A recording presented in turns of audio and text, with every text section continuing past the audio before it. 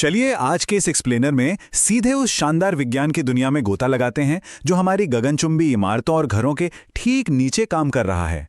हम अक्सर इमारतों के बाहरी डिजाइन और उनकी वास्तुकला की तारीफ करते हैं, लेकिन सच तो यह है कि असली इंजीनियरिंग का जादू हमारी नजरों से बिल्कुल ओझल जमीन के नीचे चल रहा होता है।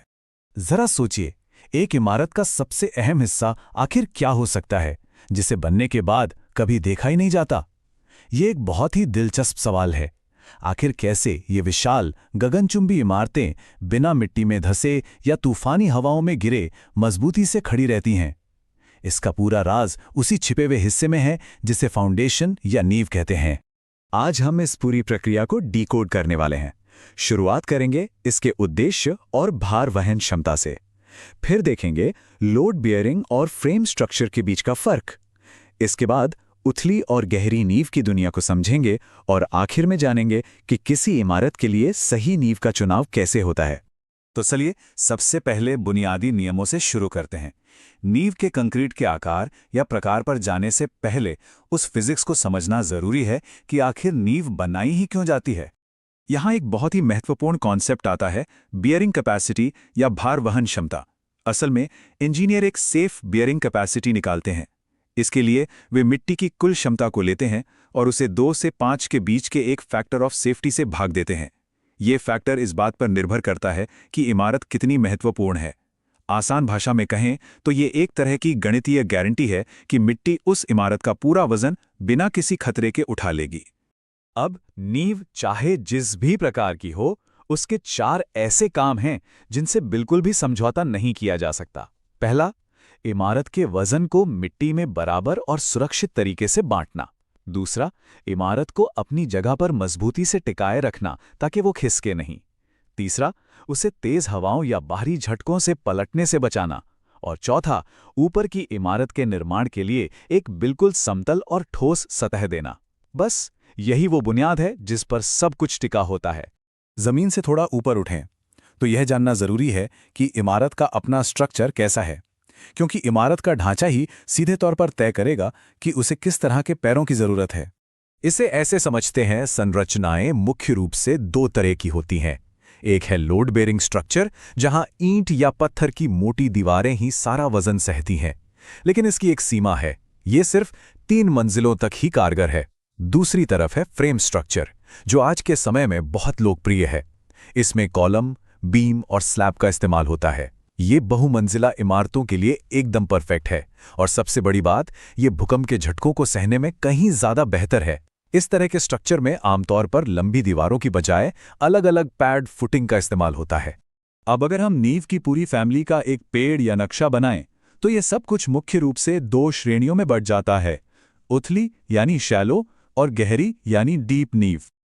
यह हमें दिखाता है कि कैसे इंजीनियरिंग हर अलग मिट्टी और स्थिति के लिए एक बिल्कुल अलग समाधान तैयार करती है। चलिए सबसे पहले इस नक्शे के उथले हिस्से में चलते हैं। इंजीनियरिंग के हिसाब से उथली नींव उसे कहते हैं जहां नींव की गहराई उसकी चौड़ाई से कम या बिल्कुल उसके बराबर होती है। इसमें 2 बहुत ही दिलचस्प प्रकार हैं, डीप स्ट्रिप और trench fill foundation. Deep strip तब बहुत काम आती है जब जमीन अच्छी हो। ये काफी किफायती होती है और इसमें कम से कम 1 मीटर की खुदाई करनी पड़ती है। दूसरी तरफ ट्रेंच फिल फाउंडेशन में खोदी गई जगह को काफी ऊपर तक कंक्रीट से भर दिया जाता है। दोनों के अपने अपने खास फायदे हैं। लेकिन तब क्या होगा जब मिट्टी काफी कमजोर हो? यहीं पर राफ्ट या मैट फाउंडेशन काम आता है। ये पूरी इमारत के बेस को एक बड़ी कंक्रीट स्लैब से कवर कर देता है। ये बिल्कुल बर्फ पर चलने वाले स्नो शूज की तरह काम करता है। जिस तरह स्नो शूज वजन फैलाकर हमें बर्फ में धंसने से बचाता है, वैसे ही ये फाउंडेशन भारी इमारत को कमजोर मिट्टी पर तैरने में मदद करता है ना? कमाल का आइडिया। अब अलग अलग जगह की अलग चुनौतियां होती हैं और इसके लिए बिल्डर्स ने गजब के हल निकाले हैं। जैसे अगर काम जल्दी करना है तो मोनोलिथिक स्लैब बेहतरीन है, जिसमें फुटिंग और स्लैब एक साथ ढाल दिए जाते हैं। अत्यधिक ठंडे इलाकों में जहां जमीन जम जाती है, वहां फ्रॉस्ट प्रोटेक्टेड नींव में फोम का इंसुलेशन लगा दिया जाता है।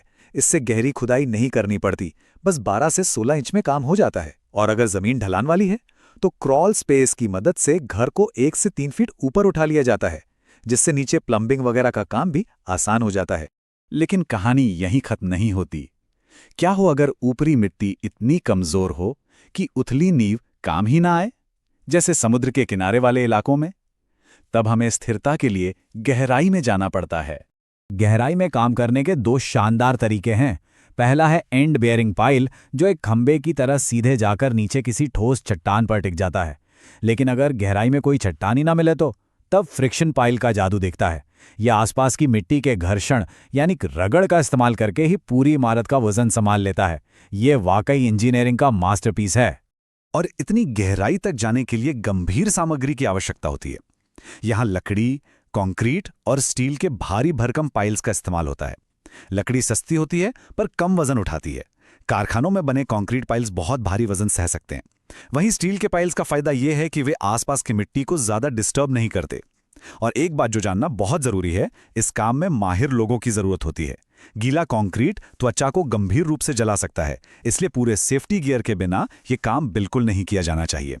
अब जरा सोचिए उन विशाल पुलों और डॉक्स के बारे में। वहां सिर्फ पतले पाइल्स से काम नहीं चलता। उनके लिए बड़े बड़े खोखले बक्सों या गोल आकार की संरचनाओं को जमीन या पानी में गहराई तक उतारा जाता है और फिर उनमें रेत और कंक्रीट भर दिया जाता है। इन्हें वेल फाउंडेशन या कैसॉन्स कहते हैं, जो सचमुच विशालकाय होते हैं। उथली से लेकर गहरी नींव तक के इस पूरे वर्गीकरण के बाद अब सवाल ये उठता है कि किसी भी नए आधुनिक प्रोजेक्ट के लिए आखिर सही नींव चुनी कैसे जाती है। आजकल ऊर्जा दक्षता और मजबूती के लिए एक नया तरीका बहुत तेजी से लोकप्रिय हो रहा है, जिसे इंसुलेटेड कंक्रीट फॉर्म्स या ICF कहते हैं। इसमें पॉलीस्टाइरीन के खोखले ब्लॉक्स को आपस में फंसाकर उनमें कंक्रीट भर दिया जाता है। ये तरीका न केवल गजब की मजबूती देता है, बल्कि ऊर्जा भी बचाता है और आपदाओं का डटकर सामना कर सकता है। लेकिन अंतिम फैसला कुछ अहम चरों को तौल कर ही लिया जाता है। सबसे पहले मिट्टी की जांच होती है। फिर वहां का मौसम देखा जाता है, क्योंकि अत्यधिक सर्दी या गर्मी नींव पर असर डालती है। इसके बाद बजट देखा जाता है कि शुरुआत में कितना खर्चा आएगा और बाद में मेंटेनेंस में कितना। इमारत का वजन, उसका डिजाइन और स्थानीय निर्माण कानून क्या कहते हैं, ये सब बातें मिलकर तय करती हैं कि कौन सी नींव सबसे बेहतर होगी। कीमत, मजबूती और सुरक्षा का ये एकदम सही बैलेंस होना चाहिए। इसीलिए ये कहा जाता है कि निर्माण शुरू करते समय सही नींव का चयन करना सबसे पहला और सबसे महत्वपूर्ण फैसला होता है।